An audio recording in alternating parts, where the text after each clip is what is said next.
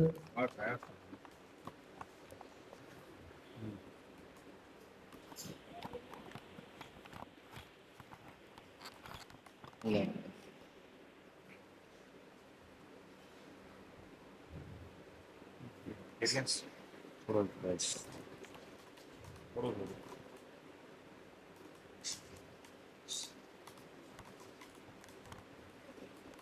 बस बस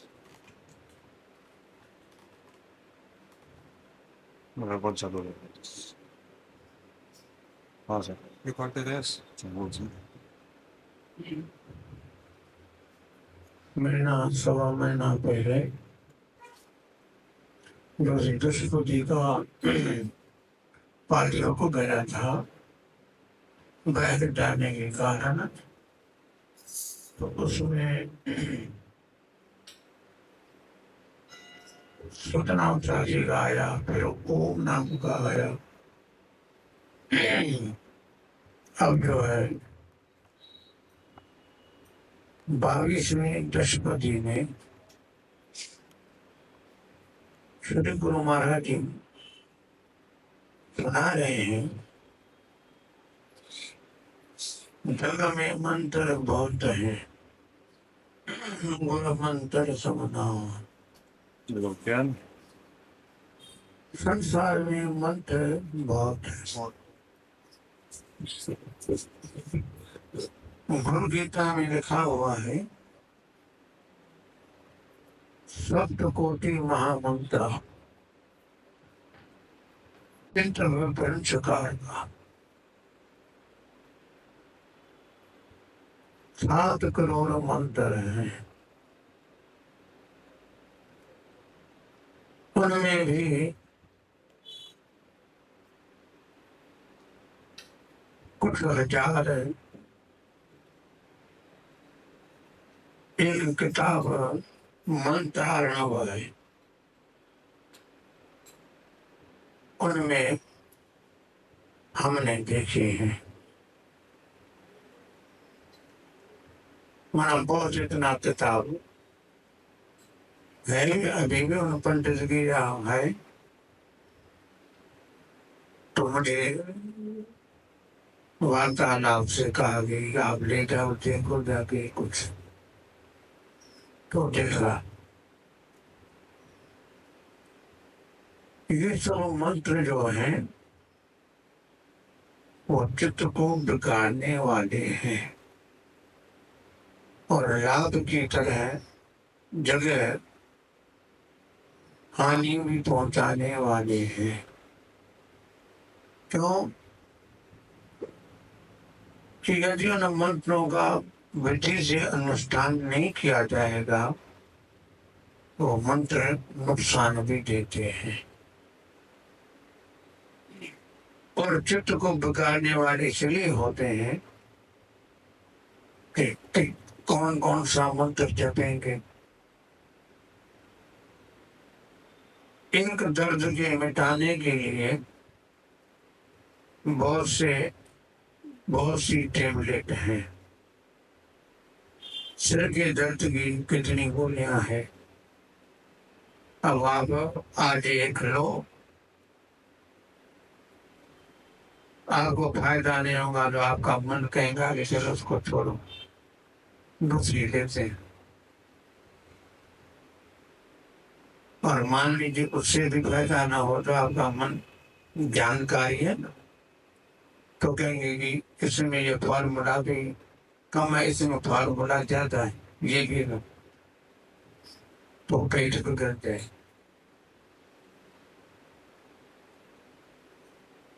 तो ये सब मंत्र जो हैं वो चित्त को बिगाड़ने वाले हैं। एक ही महामंत्र है, गुरु क्षरद्वय, एक एव महामंत्रो गुरु क्षरद्वय। एक ही महामंत्र है, वो मंत्र है गुरु के 2 अक्षर, शब्द में नहीं। गुरु मंत्र है शब्द राम है शब्द और उनमें अक्षर है दो। ओम नमः शिवाय शब्द दो शब्दों थे, तीन ओम और नमः अलग शब्द है और शिवाय अलग शब्द है। किसी शब्द में 4 अक्षर है, 5 अक्षर है, 10 अक्षर है, तो एक शब्द जिसमें केवल 2 अक्षर है वही महामंत्र है। क्यों? कि वो सब जीव ब्रह्म के एकत्व को करने वाले हैं। एकता का मतलब ही है कि हम अलग नहीं है और अवमान नहीं होता है। और दूसरे जो मंत्र हैं वो सिद्धि को देने वाले हैं और सिद्धि को हम यदि उपयोग करेंगे तो हमें अभिमान हो जाएगा। कोई भी सिद्धि हो, चाहे वो रेखी हो, चाहे मंत्र की हो, चाहे कोई एक उपनिषद दबाने बबाने की हो, तो आप देखेंगे कि उनको कुछ न कुछ अभिमान आएगा कि मैंने ऐसा किया और उसको लाभ हो गया। जो डॉक्टर लाभ न पहुंचा सके वो मेरे 2 मिनट के इसे दबाने के 5 मिनट दबाने के फायदा हो गया, तो उनको अभिमान हो गया। और गुरु मंत्र में कोई अभिमान की बात ही नहीं है। 2 मिट गया तो अभिमान किसका करेगा?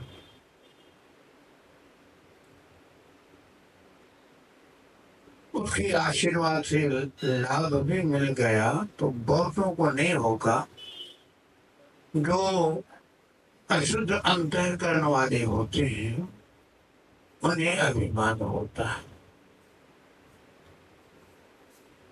गुरु महाराज के जीवन में अनंत बड़ी बड़ी घटनाएं, छोटी की भी गिनती नहीं है। बहुत से महापुरुषों के जीवन में घटनाएं घट जाती हैं, करते नहीं है, घट जाती, अपने आप हो जाती है और मालूम भी पड़ता है तो भी वो नहीं कहते कि मेरी आशीर्वाद से ये काम हुआ। मैं कौन हूं? जब मैं शब्द का उपयोग होगा, ध्यान देना, बहुत बारीकी है। मैं शब्द का प्रयोग तब होगा जब वो अपने शरीर को अपना आप मानेगा। तो इस शरीर में क्या शक्ति है? शाक्त की शक्ति है। शाक्त माना जो अंदर शक्ति भरी हुई है, एनर्जी। बल्ब में क्या कुछ है, तार में क्या कुछ है, वो किसी को तकलीफ नहीं दे सकती है। तार में, बल्ब में, किसी भी में एनर्जी होती है। उस एनर्जी में दम शक्ति होती है जलाने आदि की। तो मैं देह नहीं हूं तो मुझ में, मैं देह अपने आप को मान लूं तो भी देह तो बिना शक्ति भी है। उस परमात्मा की शक्ति से ही सारा कार्य हो रहा है। इसलिए वो कभी अभिमान नहीं करते हैं। आप लोगों की कुछ बातें हो जाती है, और आपके कहने कहने से हमें भी मन में आ जाता है कि साईं है, आपकी कृपा से सारा कार्य हो गया। हम कहेंगे नहीं, गुरु महाराज की कृपा से नहीं, आपकी कृपा से। अब ये आपका मैंने शब्द सुन लिया तो धीरे धीरे मेरे मन में भी आ जाएगा कि मेरी ताकत, मेरी क्या ताकत। क्योंकि मैं शरीर है, आत्मा मैं नहीं, वो मैं से परे। मैं ब्रह्म हूं तो ये भी कहने मात्र है। तो मैं ब्रह्म हूं। पहले एक बार देखिए पढ़ाइए ये और कुछ फलवा दोगे। मैं ब्रह्म हूं तो मैं कौन है और ब्रह्म कौन है, जब द्वैत हो गया तो मेला हुआ ना। आए जान, मैं शब्द अलग है और ब्रह्म शब्द, ब्रह्म अलग है, उसको एक मिला करके एक कह दिया।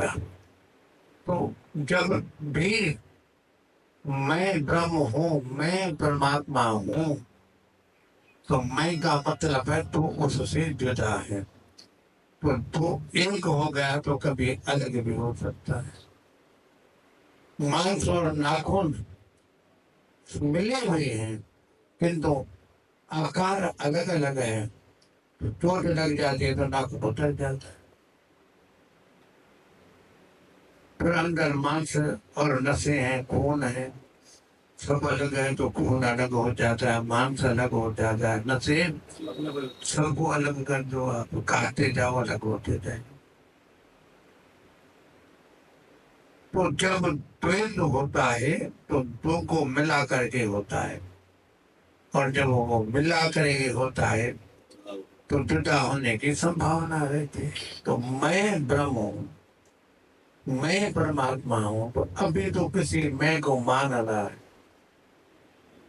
भले तूने शरीर को मैं नहीं माना, तो जीव को मैं माना, तो जीव तो हो गया, फिर मैं ब्रह्म अलग हो गया, जीव और ब्रह्म आपने एक कर दिया। तो कभी आपका जीव भाव रह गया तो ब्रह्म जुदा हो, फिर तुम्हारा मोक्ष नहीं होगा।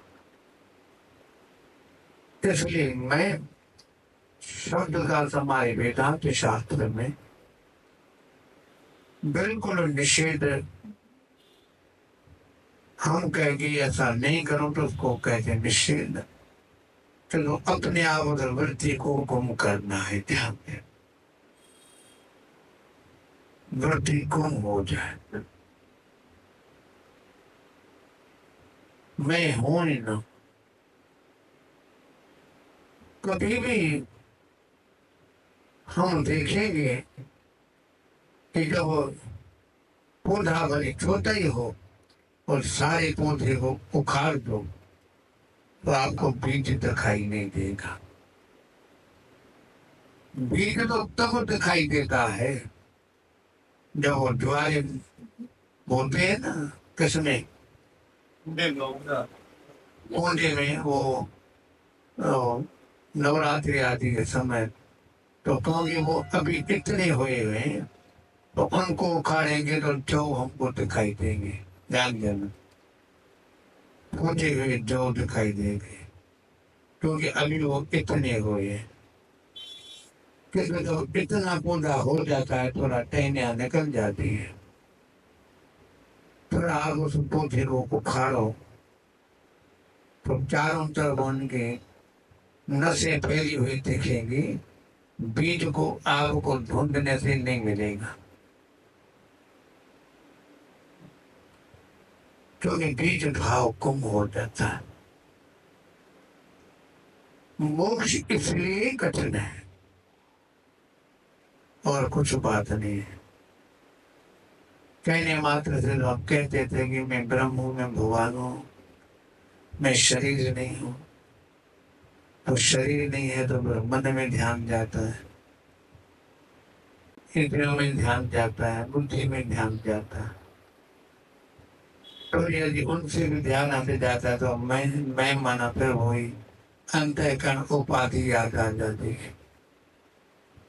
तो ये तो सब गुम होना है।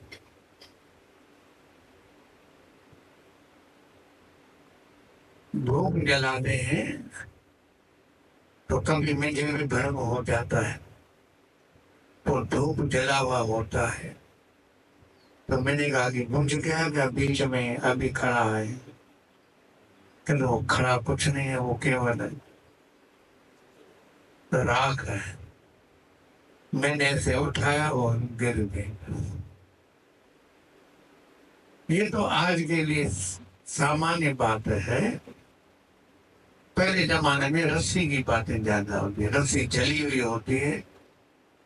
ये तो धूप फिर भी केवल लंबा सा राख है, किंतु रस्सी में, जली हुई रस्सी में आटा भी दिखाई देता है। तो आटे आदि जो भी दिखाई देते हैं वो केवल कल्पित है।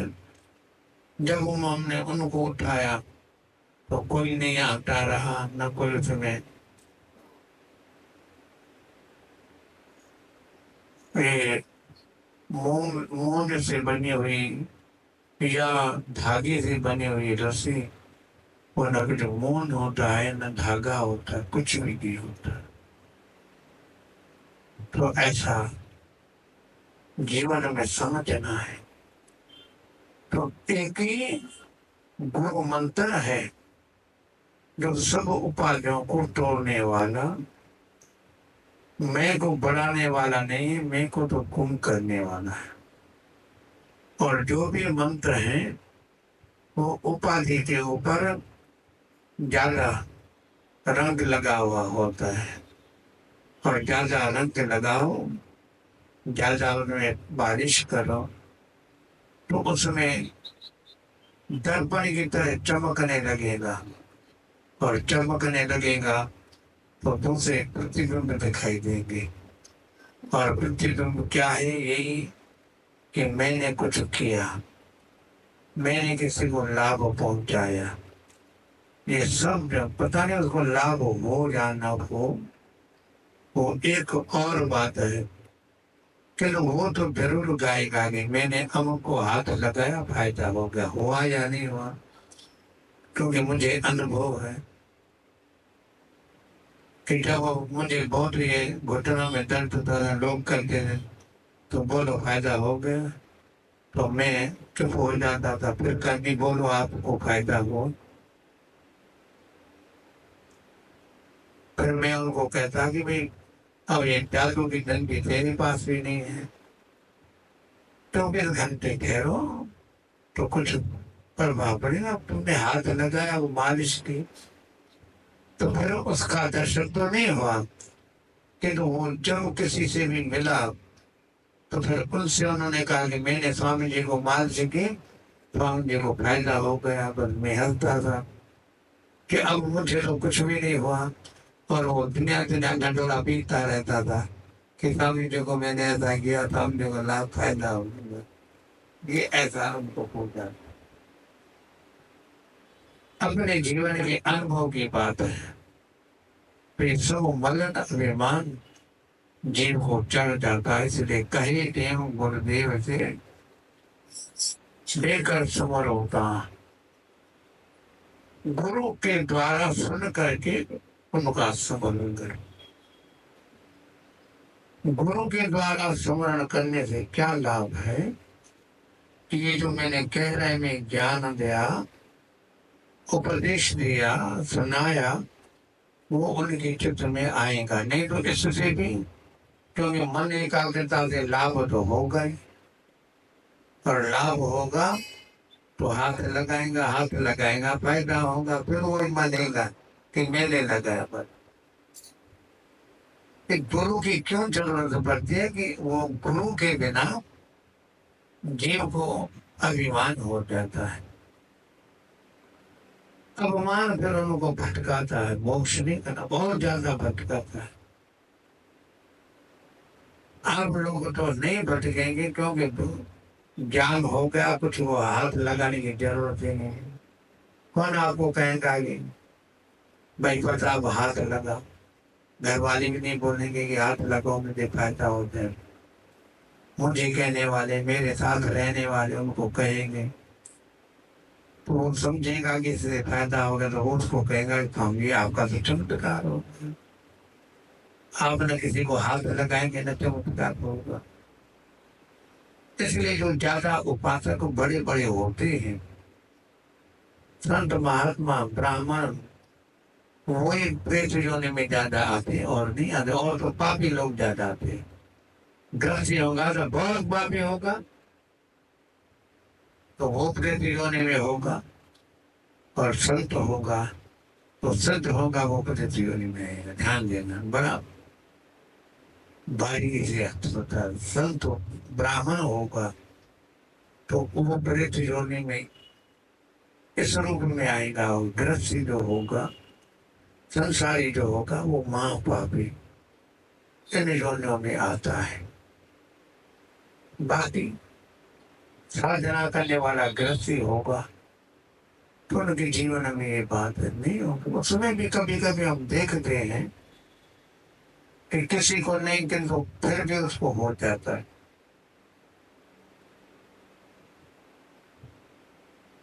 भाई कमल, तेरे को ये लिखा हुआ है, मैंने ध्यान से देखा। मैंने अभी मेरे को नहीं देखा, मेरे नाम ले लिया। आपको करना तो चेताएंगे मानो। तो फिर उसको भी मैंने देखते हैं कि फिर उसको भी हो जाती है, मुझे जानकारी हो जाती है।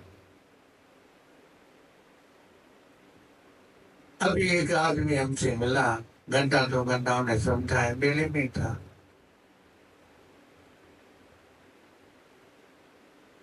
तो पहले जब 1 साल पहले आया था, तो उनको ऐसे हर एक आदमी को देख लेता था, फिर कहता था कि इसको ऐसा है। अब उन्होंने कहा कि ये तो मेरी पाले झंझट हो गया, अब वो मेरे लिए दर्द बन गया। तो ऐसे लोग ऐसे भी भटक जाते हैं, वो संसारी आदमी। फिर उनको ऐसी भटक हो जाती है। इसलिए ध्यान देने की जरूरत नहीं है। लोग हमें कहते हैं कि आप ध्यान दो, मेरे कुछ है, तो ये ध्यान देंगे तो हो सकता है कभी जानकारी हो, तो जानकारी हम बताएंगे, और बताएंगे तो हो सकता है हम कभी फंस जाएंगे।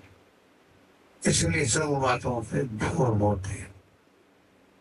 आइए, जग में मंत्र आए अपारा, गुर मंत्र बिरलाई निस्तारा। अन मंत्र बंधन के बारे, मंत्र से हो छुटकारे।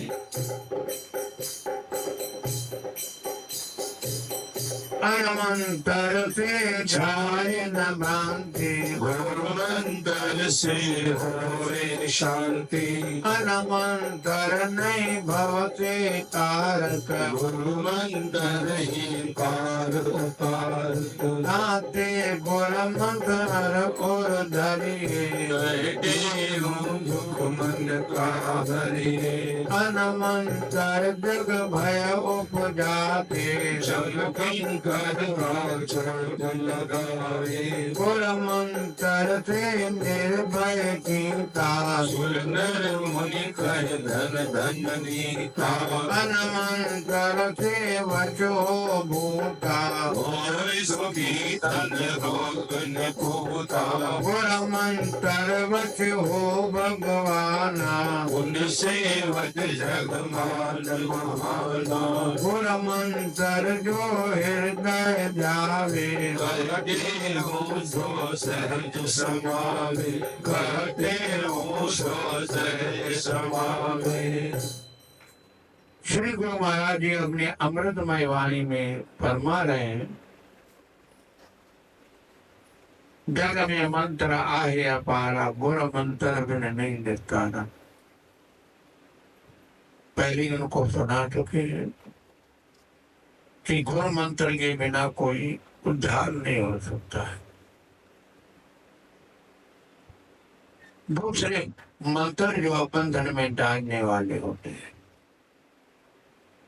और गुरु मंत्र से ही दुखों से छुटकारा होता है। व्याख्या हम सब पहले ही कर चुके हैं। बंधन क्यों होता है? वही यश का और धीरे धीरे धन का धन, ऐसी शहद की है जो हाथ लगाया नहीं फंसाने, धीरे धीरे फंस जाता है। तो इसलिए पहले कहता है कि मैं हाथ नहीं लगाऊंगा, फिर हाथ लगाते लगाते सब बातें हो जाती है।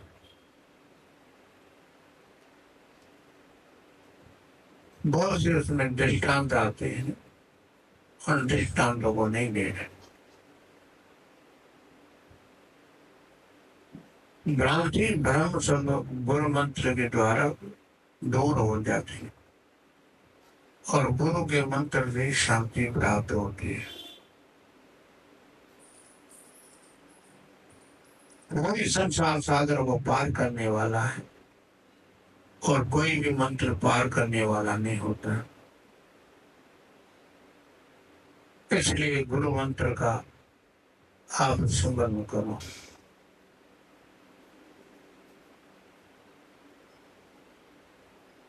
उनके सुमरन से संसार सागर से पार और चोरी बोलिए तो जमीन पर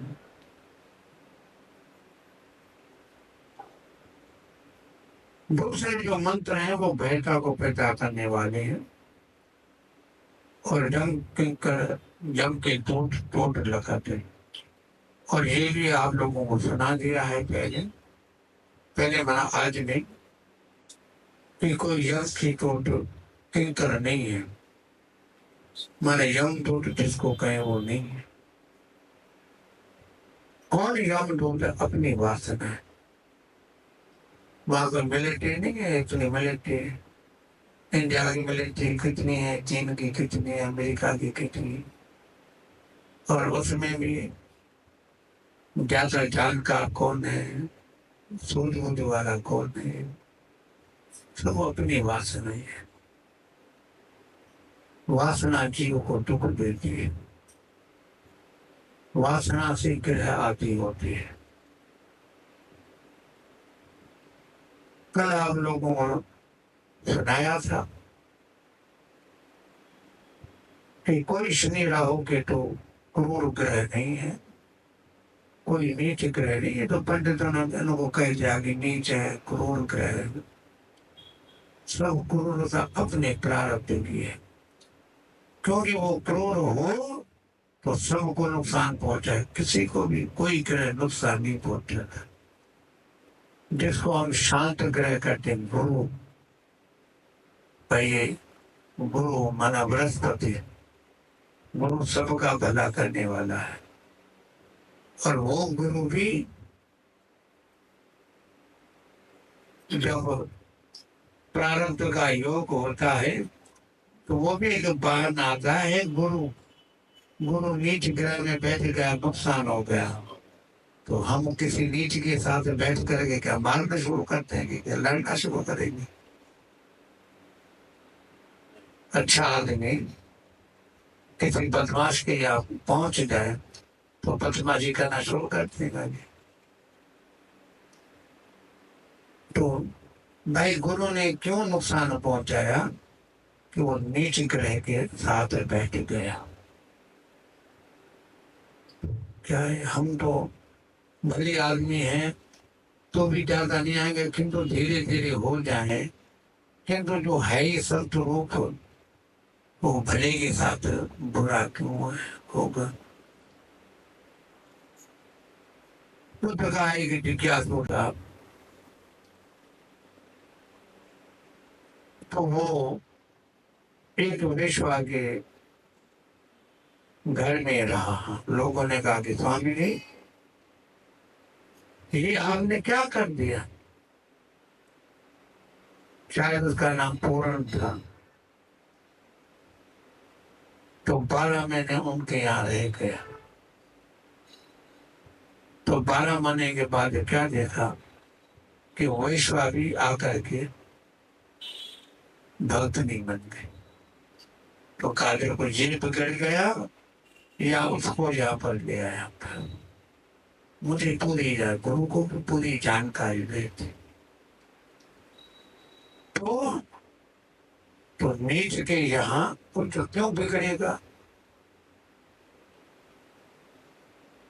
तो कह के कारण गुरु बृहस्पति ने अच्छे ग्रह ने नुकसान क्यों पहुंचाया? बस वही एक नियम याद रख लें कि वो अपना ही प्रारब्ध का योग है। कोई ग्रह ने अपने के जो साधन है वो भी अपने प्रारब्ध के योग को हटाने का उपाय। बस और कुछ भी बातें नहीं है, ये सब जीवन में ऐसा समझना है। तो कोई भी यम के दूत किंकर नहीं है, अपनी वासनाएं यम के किंकर है। दूत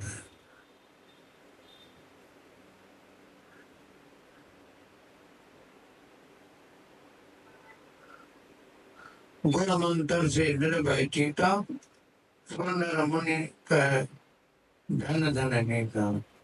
अन्न मंत्र से वशो भूता, गुण मंत्र कोई दुखी तना रोग निपुता।